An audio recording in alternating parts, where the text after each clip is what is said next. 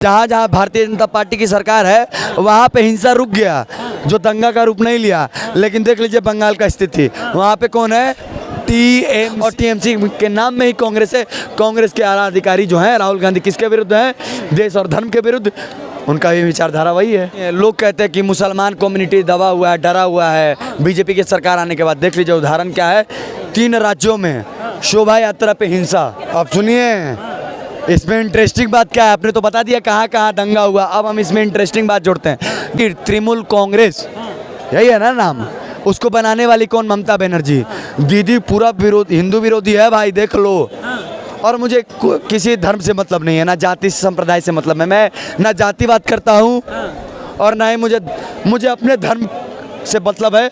मैं अपने धर्म की बड़ाई करता हूँ, मुझे बाकी धर्म से कोई मतलब नहीं है।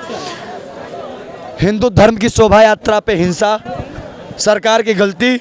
सरकार अगर चाहे तो उस राज्य का एक पत्ता भी नहीं हिले। इसका उदाहरण 2 राज्यों में, जहाँ पे बीजेपी, एक राज्य में गठबंधन में, एक राज्य में पूर्ण बहुमत में, दोनों जगह हिंसा रुक गई, एक जगह नहीं रुकी जहाँ बीजेपी नहीं है। आप देख लीजिए अब कौन सही कौन गलत। भैया उदाहरण बताए हैं सबूत के साथ, अभी वीडियो पड़ा हुआ जाके देख लो, न्यूज़ पे चल रहा है, हाईलाइटेड मुद्दा है। तो हमको गलत मत कहना। देश की जनता मूर्खता पे इसलिए जाती है। ममता बनर्जी किस पार्टी की नेता थी पहले, पूर्व रेल मंत्री थी भारतीय जनता पार्टी में। मुख्यमंत्री बनने के एवज में आके भारतीय जनता पार्टी से विभाजित हुई, टीएमसी का गठन किया और टीएमसी के नाम में ही कांग्रेस है।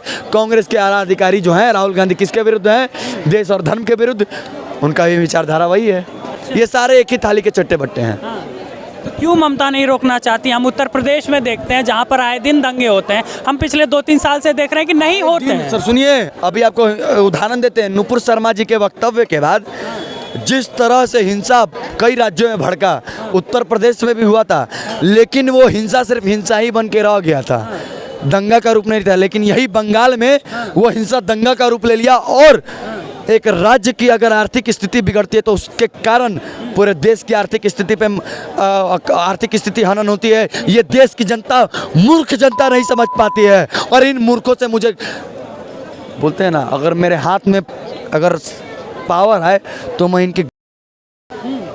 अच्छा एक बात बताइए, नहीं मैं आपसे क्रोनोलॉजी समझना चाहता हूँ, क्यों हमने कभी नहीं सुना और ना कभी ऐसा होना चाहिए देश में कि किसी और धर्म की शोभा यात्रा पे इस तरीके से पत्थरबाजी होती है, लेकिन हिंदू धर्म को ही सबसे सॉफ्ट टारगेट क्यों बनाया जाता है? चाहे वो कोई भी राज्य की सरकार से हमें क्या लेना देना, धर्म पर क्यों बार बार आघात? अब सुनिए, लोग कहते हैं कि मुसलमान कम्युनिटी दबा हुआ है, डरा हुआ है बीजेपी की सरकार आने के बाद। देख लीजिए उदाहरण क्या है, 3 राज्यों में शोभा यात्रा पे हिंसा, मुसलमान डरा हुआ है। और उसके बाद अगर मुसलमानों के ऊपर कार्रवाई की जाती है हिंदू किसी भी संगठन के द्वारा, तो लोग प्रदर्शन, सबसे पहले तो ह्यूमन राइट्स को पकड़ो। लेकिन अभी ह्यूमन राइट्स भी समझ गई है ह्यूमन राइट्स के, क्योंकि अधिकारी जितने भी हैं सारे बढ़िया अधिकारी अभी आ गए हैं, एकदम दिमाग वाले। इसीलिए लोग बोल रहे कि अरे ये तो बार बार हिंदू ही दब रहा है, हिंदू कुछ बोलता नहीं है। पता है सर क्यों?